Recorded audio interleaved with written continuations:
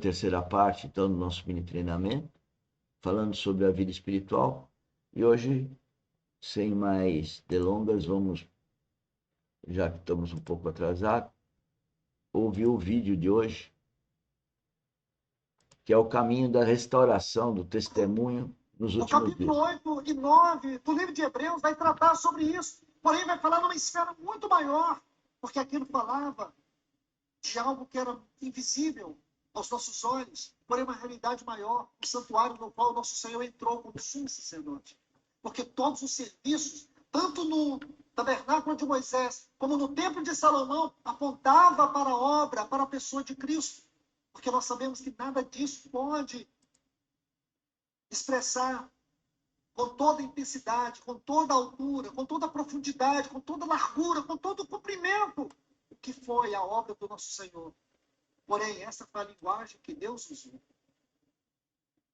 E a santidade, a seriedade de Deus, nós não conseguimos avaliar.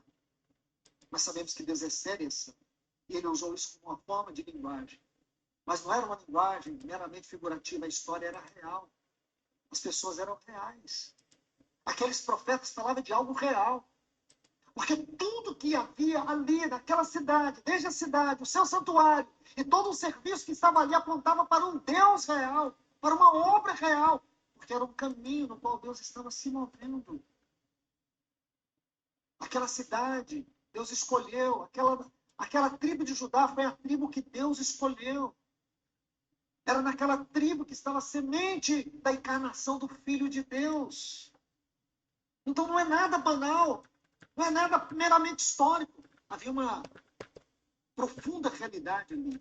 Na tribo de Judá estava a semente, que depois seria tomada pelo Espírito Santo para a encarnação do Verbo de Deus. Então você vê que agora nós mudamos o capítulo.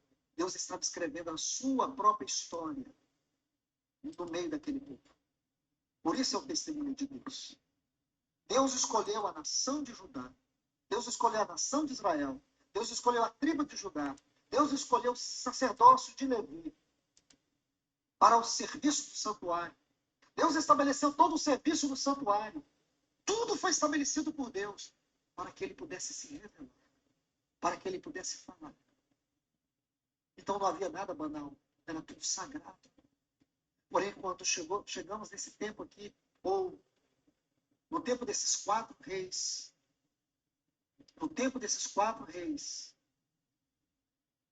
Joacás, o Joaquim e o Zedequias, nós vemos que tudo que era sagrado havia se tornado algo profundo. A nossa vida tem que ser sagrada a Deus. Nosso trabalho é um sacrifício. Não é moleza ser filho de Deus. Foi moleza para Cristo? Não pode ser para os discípulos de Cristo. Não pode ser para os filhos de Deus. E o exemplo foi Jesus Cristo. A vida não foi fácil para Cristo e não será fácil para nenhum discípulo de Cristo. As igrejas por aí, as denominações religiosas, que não é a igreja de Cristo, diga-se de passagem, que a igreja de Cristo é espiritual, não é um endereço, nem tem denominação, é a igreja de Cristo, que está no lugar tal, no lugar tal, no lugar tal, são as pessoas que são filhos de Deus, se reúnem no lugar tal, no lugar tal, no lugar tal, mas não é uma denominação religiosa. Mas eu queria dizer que o título desse vídeo, e para quem está vendo pela primeira vez essa gravação da Academia Dynamis, eu quero dizer o seguinte: nós pegamos uma parte do nosso estudo, colocamos numa playlist do preletor, que esse é o Luiz Fontes, para você poder ir lá e ver os inúmeros vídeos que tem dele. E dos vídeos dele nós cortamos pedacinhos de 10 minutos e colocamos no mini treinamento. Então, se você for no mini treinamento dessa aula, que é a aula 16, teu reforçado, você vai ver esse trechinho para ouvir de novo. E ir no original para ouvir o original. Quer dizer, na verdade, é um aperitivo, né? O mini treinamento é um aperitivo para você buscar mais conhecimento. Você tem que ser um buscador, né? E isso de uma forma quiçá pela parte temática, pela parte de gestão ou pela vida celestial, te atrair para a gente poder estar vivendo no reino de Deus juntos, fazendo parte do corpo de Cristo, ser a noiva de Cristo, ser a igreja de Cristo. E o que eu queria dizer é que ele está falando de que nós temos uma vida consagrada. Esse é o conhecimento trino. É tudo que fazemos no plano horizontal ser consagrado a Deus, né? E para isso só tem um jeito: é o novo nascimento e ser guiado pelo Espírito Santo. Senão, não consegue. Algo profundo. Mas Deus se move. E Deus escolhe 2 homens para poder fazer o caminho do retorno e trazer tudo de volta. A princípio, Deus escolheu 2 homens. Quem eram eles? Zorobabel e Josué. Um era um governador e o outro era um sacerdote. Eles vieram para restaurar a casa de Deus. Em torno de 50.000 judeus vieram da Babilônia. Porque aonde estava o povo de Deus? O povo de Deus estava na Babilônia. Uma outra parte havia ficado em Jerusalém. Mas Jerusalém, seus muros estavam destruídos, o templo estava destruído, queimado. Os utensílios sagrados não estavam mais lá. Haviam se passado 70 anos. Apenas os jovens, como Daniel e seus amigos, já estavam idosos nesse tempo, com aproximadamente 80 e poucos anos. Uma outra parte nasceram dentro do cativeiro, ou então naquela cidade de ruínas. Havia 800.000 judeus na Babilônia e somente 50.000 judeus foram movidos ou tiveram sensibilidade de voltar. Vocês estudando como a gente tem feito, e está tudo gravado no canal YouTube, Engenheiro Mauro Lozano, como dizer, vocês vão perceber que sempre tem uma minoria, é uma minoria. A Bíblia fala são poucos que realmente são filhos de Deus. Nós estamos aqui exatamente com o objetivo de atingir, não nós, mas o Espírito Santo do seu coração e habitar no seu coração. É uma questão de amor à ágape, é uma questão de buscar.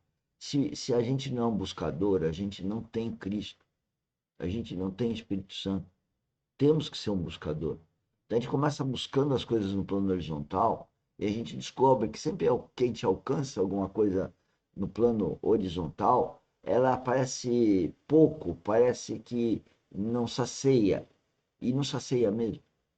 A única coisa que sacia a busca é Cristo. Então a gente pode ser um bom aluno, depois um bom profissional, depois um bom empresário, pode ser um bom doutor de qualquer especificidade. Isso não vai resolver o buraco que tem dentro do ser humano. É só Cristo, é só Espírito Santo, é só participando da família de Deus que a gente se equilibra, se harmoniza. Só aí que nós conhecemos o amor ágape, vivemos o amor ágape.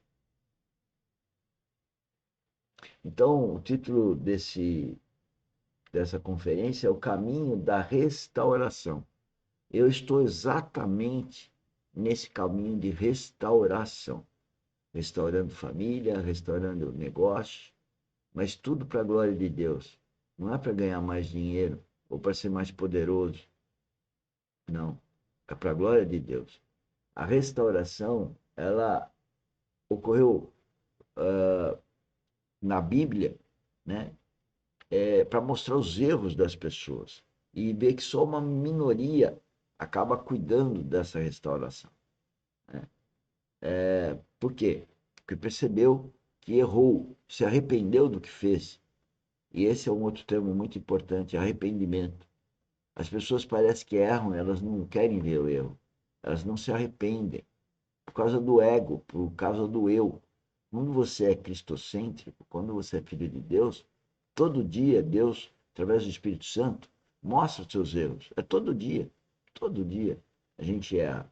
Mas com esses erros, a gente sabe que a gente está se desenvolvendo espiritualmente.